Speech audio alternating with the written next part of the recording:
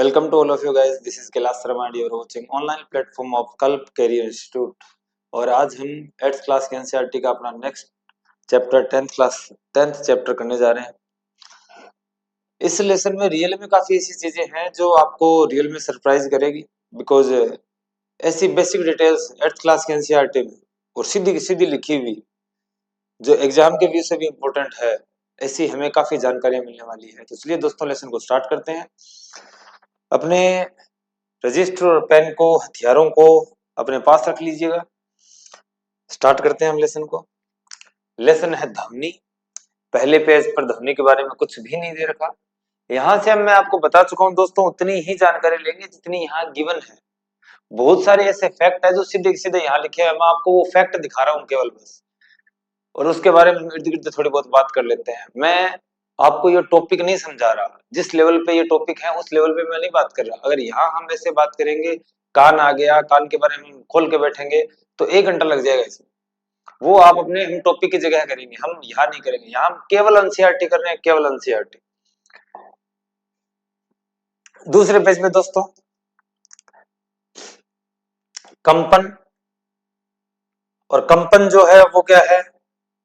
कंपन से ही ध्वनि होती है। किससे होती है? कंपन से ही ध्वनि होती है। याद रखेंगे हम, कंपन से ही क्या होती है? ध्वनि होते हैं, कंपन। ठीक है, और इस पेज पे हमारे लिए कोई जानकारी नहीं है। नेक्स्ट। अच्छा, हम कई बार जैसे कि एक प्रैक्टिकल दे रखा है, एक थाली है, एक थाली के अंदर यहाँ हमने चम्मच लगाई है, इसके पास में देखेंगे हम, यहाँ चम्मच से हम तिरंगे पैदा करवा रहे हैं। तो हमने देखा कि तिरंगे उत्पन्न होती है, लेकिन बहुत सारी बार ऐसे होता है कि तिरंगे हमें दिखाई नहीं देती। तो इसका कारण क्या है? इसका कारण यहाँ क्लियर लिखा है कि कई बार आयाम इनका इतना कम होता है। आयाम इतना कम होता है। आयाम क्या होता है? वैसे तो आपको पता होगा, मैं बता देता हूँ फिर भी। जैसे कोई ये एक रबड़ है, ये रबड़ ने आप पकड़ के इन्नू खींच कर छोड़ा तो वो ये ऐसे ऐसे मूव करता है, इधर इधर इधर इधर। तो ये वाली जो मैक्सिमम दूरी है, डिस्टेंस है, मैक्सिमम ज्यादा से ज्यादा दूरी, ये क्या होती है? आयाम। कौन सी दूरी होती है ये? आयाम। इसको आयाम बोलते हैं, एम्पलीट्यूड बोलते हैं। एम्पलीट्यूड कम होने की वजह से हमें बहुत सारी तरंगे जो है वो दिखाई नहीं देती। ठीक है, चलिए नेक्स्ट पेज पे चलते हैं। काफी बढ़िया जानकारी मिलने वाली है दोस्तों।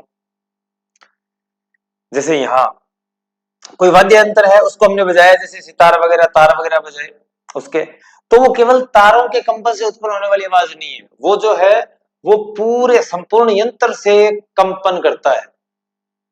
समझ आ रही है बात? यकीन मानो दोस्तों कि ये आपको जानकारी कहीं भी नहीं मिलने वाली। आप चाहे कहीं ढूंढ लेना। हम किसी मृदंगम को बजाते हैं, आघात करते हैं, तो हमें केवल झिल्ली की आवाज नहीं, पूरे संपूर्ण यंत्र की आवाज सुनते हैं। याद रख लेना इस बात को। ढोल को भी जब हम पीटते हैं तो वो साइड वाले जो चमड़े का लगा हुआ है, केवल उसकी आवाज नहीं, पूरे की आवाज सुनाई देती है। यहाँ इस तरफ है कि जहां ये इस वाले हिस्से से जहां हम आवाज उत्पन्न करते हैं, जिसे हम लैरिंक्स बोलते हैं। क्या बोलते हैं? लैरिंक्स। इसकी क्या कहानी है?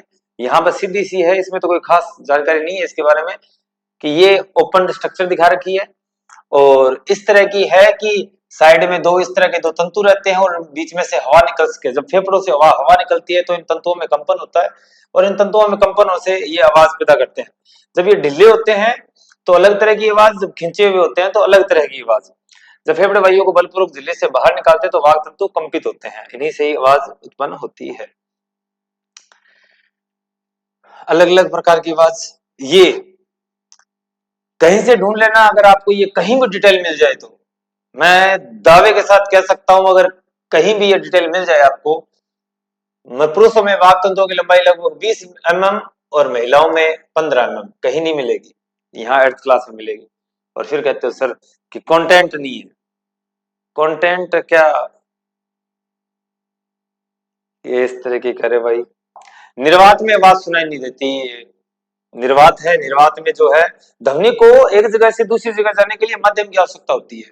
अगर निर्वात यानी कुछ भी नहीं है तो वहां हवा नहीं प्रसारित हो सकती, और जितने ज्यादा कण हैं उन कणों में कंपनों की वजह से ही जो आवाज है वो एक जगह से दूसरी जगह जाती है।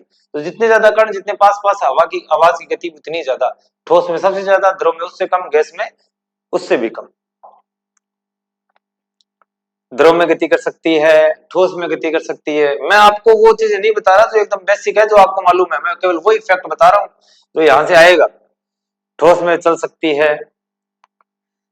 और ज्यादा लंबा चौड़ा वीडियो नहीं रहने वाला, बहुत छोटे छोटे वीडियोज हैं, बहुत छोटे छोटे वीडियोज, लेकिन इंपॉर्टेंट है। कान के बाहरी भाग की आवृत्ति की फनल जैसी होती है, ये वाला हिस्सा, ये वाला, इसके अंदर जब प्रवेश करता है आपका जगह कान को पर्दों के मानदीन के रखा कर्ण पटह है। क्या कह रखा है? कर्ण पटह है, कर्ण पटह है, ईयर ड्रम। क्या नाम दिया है? Ear drum. ठीक है,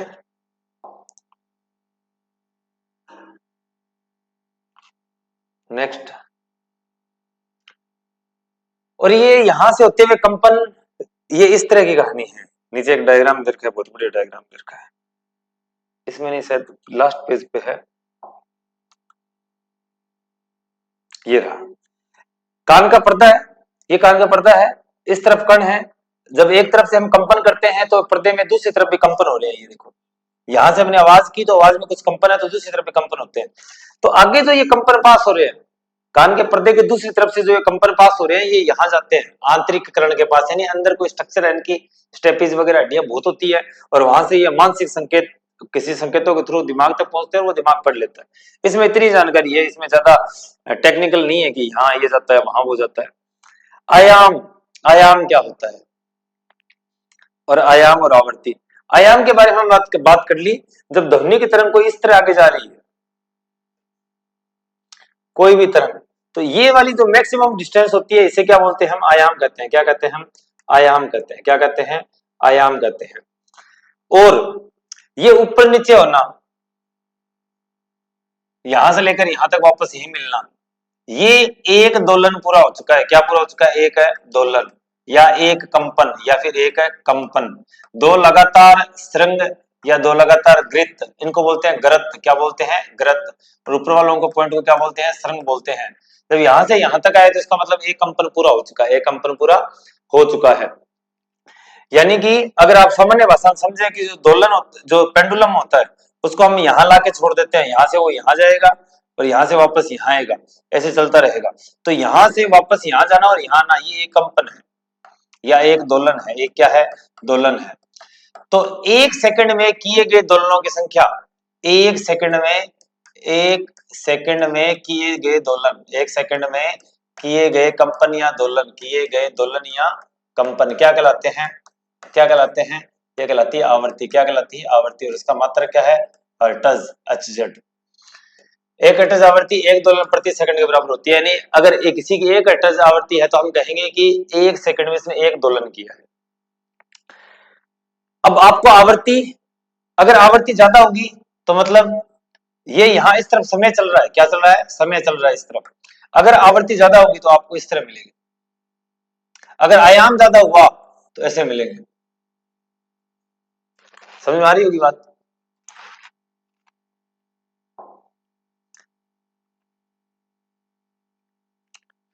अब चलते हैं नेक्स्ट पेज पे। काम की बातें नेक्स्ट पेज पर खूब है। ये ज्यादा आवृत्ति की ध्वनि या कम आवृत्ति की ध्वनि, आयाम से क्या प्रभाव पड़ता है? आयाम से प्रभाव पड़ता है ध्वनि का प्रबल होना। क्या होना? प्रबलता। क्या होना? प्रबलता। और आवृत्ति से क्या प्रभाव पड़ता है? आवृत्ति पर डालती है आवाज के तारत्व पर प्रभाव, यानी आवाज का क्या होना? तीखा होना। क्या होना? तीखा होना।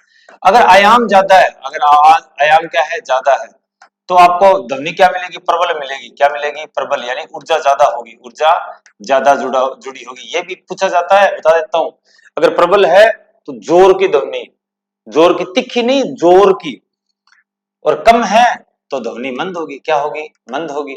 आवृत्ति अगर ज्यादा है तो ध्वनि क्या होगी? तीखी होगी। क्या होगी? तीखी होगी। और कम है तो ध्वनि क्या होगी? तीखी नहीं होगी। बस। अब जैसे कि शेर की आवाज है, क्या है? शेर की आवाज। तो शेर की आवाज की जो आयाम है वो ज्यादा मिलेगा, जबकि चिड़िया की आवाज का आवृत्ति ज्यादा होगी चिड़िया की आवाज की, क्योंकि वो तीखी है। दूसरी बात, प्रबलता जो है वो ध्वनि के आयाम के वर्ग के समानुपाती है। प्रबलता जो है वो आयाम के वर्ग के, यानी कि अगर प्रबलता आयाम अगर 2 गुना बढ़ रहा है तो प्रबलता 4 गुना बढ़ेगी। प्रबलता 4 गुना बढ़ेगी, इस बात को ध्यान रख लेना। और प्रबलता को किसे लिखते हैं? डेसिबल से। किसे लिखते हैं? डेसिबल से लिखते हैं। ध्वनिक प्रबलता आयाम पर निर्भर करती है, आयाम अधिक वगैरह वगैरह मैं बता चुका हूं आपको, और ऐसा ही मैं आपको आवृत्ति के बारे में बता चुका हूं। ज्यादा टाइम वेस्ट करने से कोई ज्यादा नहीं सीखा जाता, जो जितनी काम की चीजें थी वो हम उठा चुके हैं यहां से।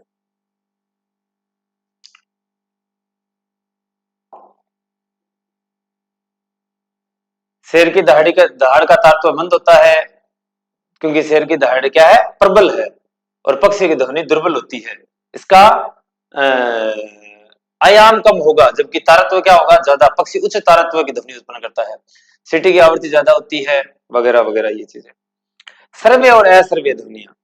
सर्वे और असर्वे ध्वनियां कौन सी है? 20 हर्ट्ज से कम जो ध्वनि है,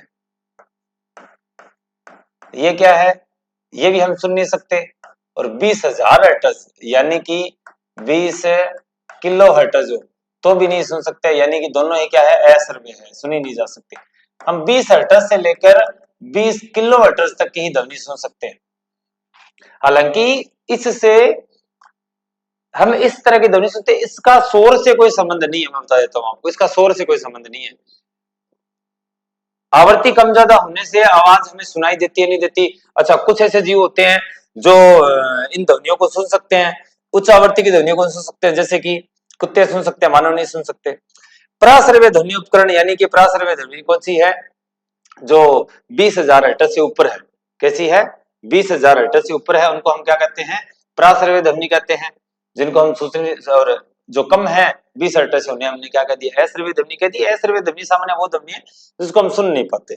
आवश्यकता पड़ने पर 20,000 हर्ट्ज से ऊपर की ध्वनि का भी हम उसमें कह सकते हैं।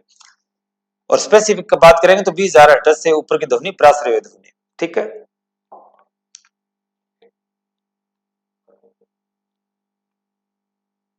प्रास कितनी है बता चुके हैं हम। शोर किसे कहते हैं? शोर, और शोर की बात करें या फिर इसकी संगीत की बात करें, तो ये तो डिपेंड करता है आप पे, आपको क्या पसंद है क्या पसंद नहीं है।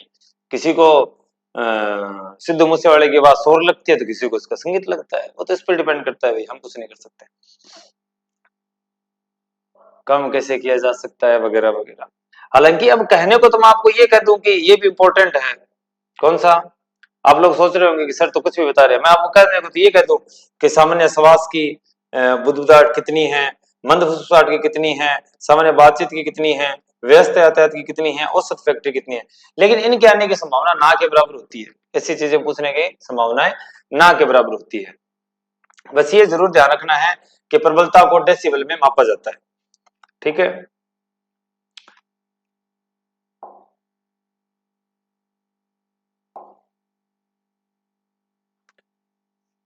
अब अपना नेक्स्ट जो पेज है वो अपना चैप्टर कंप्लीट हो चुका है, तो यहाँ से कुछ भी खास चीजें नहीं है। लास्ट में बस यही कंप्लीट होता है अपना चैप्टर। हाँ, एक ये जरूर दे रखा है, गोलकोंडा नाम का एक हैदराबाद में कोई किला है, उस किले में गुंबद, यहाँ बाहर कोई गुंबद है, उस गुंबद के बाहर अगर हम आवाज करते हैं, एक खास जगह पे ऐसे ताली बजाते हैं, तो 1 किलोमीटर दूर जो चोटी है वहां तक आवाज सुनाई देती है। ये इसकी बहुत खास बात है। तो इसी के साथ अपना जो चैप्टर है वो कंप्लीट होता है। यहाँ से काफी जानकारियां ऐसी है जो इसी चैप्टर में है, लेकिन है दो चार ही, लेकिन है इसी चैप्टर में और कहीं भी नहीं है। उम्मीद करता हूँ आपने नोट्स बना लिए होंगे और उसका कंप्लीटली रिवीजन कर रहे होंगे।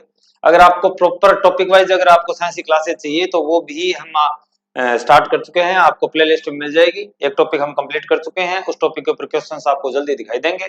प्रीमियम क्वेश्चन जो लास्ट एग्जाम्स में आए भी हैं और आगे जो आने की संभावना है, ऐसे क्वेश्चंस भी हम आपके सामने लेके आएंगे।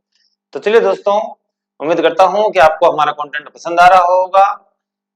चैनल को लाइक कीजिएगा, शेयर कीजिएगा, सब्सक्राइब कीजिएगा। धन्यवाद।